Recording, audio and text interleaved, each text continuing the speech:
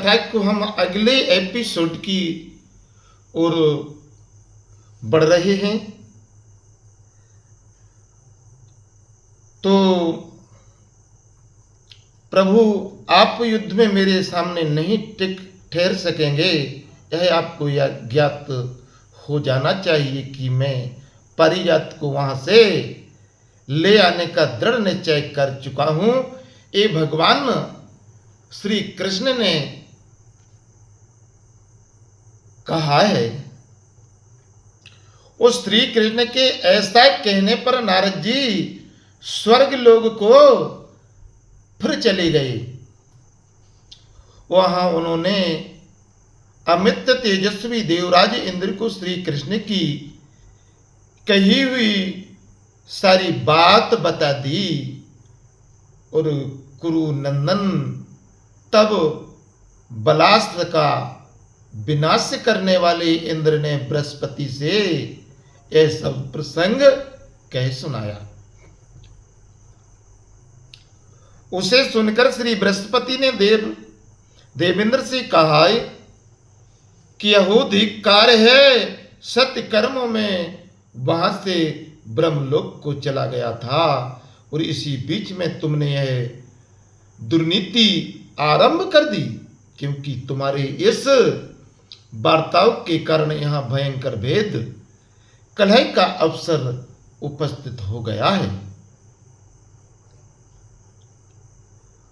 और भुवनेश्वर देव क्या कारण था कि तुमने मुझसे बताए बिना ही यह दुष्कृत्य आरंभ कर दिया है, क्योंकि अथवा वृत्तासुर विनाशक इंद्र यह संपूर्ण जगत भावी कर्म फल से प्रेरित होता रहता है और विधि के विधान का उल्लंघन करना असंभव है, असंभव।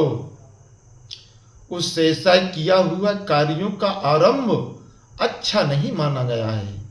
अरे तुमने जो सहसा यह कार्य आरंभ कर दिया है, यह अवश्य तुम्हें लघुता पराजय प्रदान कराएगा।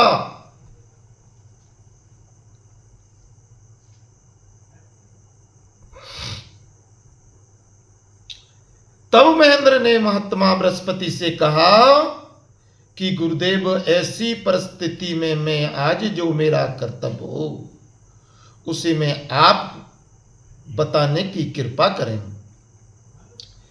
यह सुनकर भूत और भविष्य के तत्व को जानने वाले उदार बुद्धि परमात्मा बृहस्पति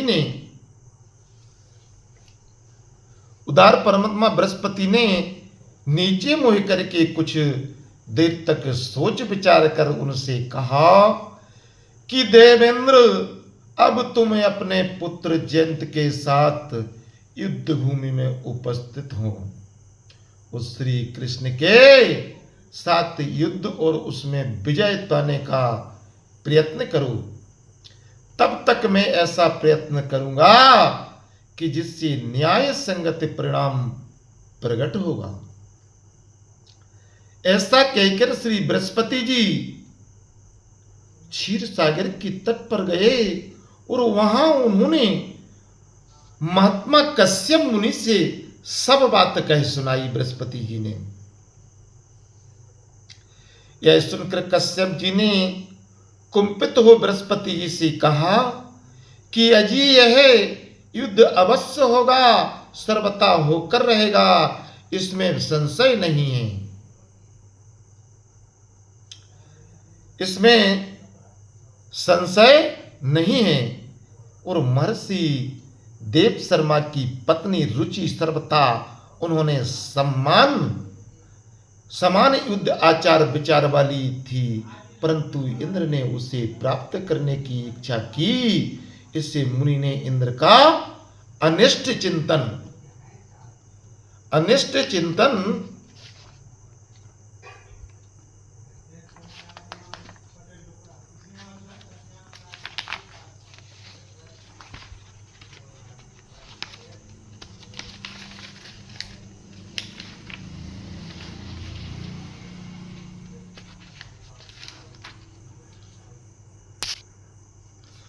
चिंतन किया और वही यह दोष इस समय इंद्र पर पड़ गया।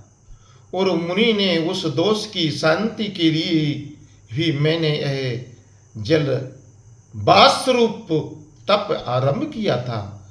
और तथापि वह अत्यंत दारुण दोष प्राप्त होते ही गया।